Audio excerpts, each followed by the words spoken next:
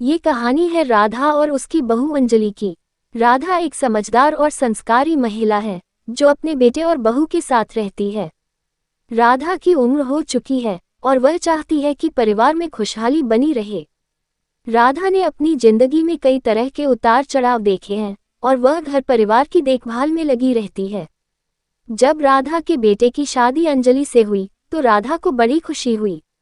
अंजलि पढ़ी लिखी और समझदार लड़की थी। राधा को उम्मीद थी कि अब घर में और रौनक आएगी, लेकिन कुछ समय बाद राधा ने महसूस किया कि अंजलि दिन भर फोन में लगी रहती है।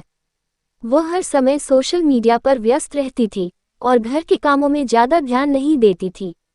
शुरुआत में राधा ने इसे नजरअंदाज किया, सोचकर कि अंजलि नई जगह आई है, उसे थोड़ा समय चाहिए। लेकिन धीरे धीरे यह उसकी आदत बन गई।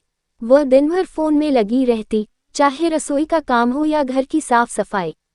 राधा ने कई बार प्यार से समझाने की कोशिश की, लेकिन अंजलि को अपनी आदत बदलने का मन नहीं हुआ। राधा को ये बात खलने लगी कि उसकी बहू परिवार और घर के प्रति जिम्मेदारियों को नजरअंदाज कर रही है। एक दिन राधा ने गंभीर होकर अंजलि से बात करने का फैसला किया।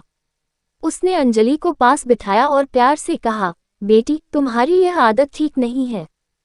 फोन चलाने का एक समय होना चाहिए, लेकिन दिन भर फोन में लगे रहना सही नहीं है।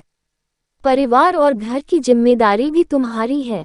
अंजलि ने राधा की बात सुनकर अपनी आदत पर थोड़ा सोचा।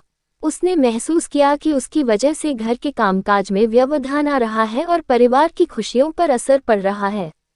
उसने राधा को वादा किया कि वह अपनी आदतों में सुधार लाएगी।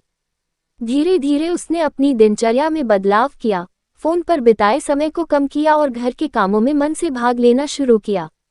इस तरह राधा और अंजलि के बीच एक समझदारी भरा रिश्ता बना। दोनों ने मिलकर एक दूसरे का साथ दिया और परिवार को खुशहाल बनाए रखा। अंजलि ने समझा कि तकनीक का उपयोग करना बुरा नहीं है, लेकिन उसका सीमित उपयोग और परिवार के प्रति जिम्मेदार रहना भी उतना ही जरूरी है।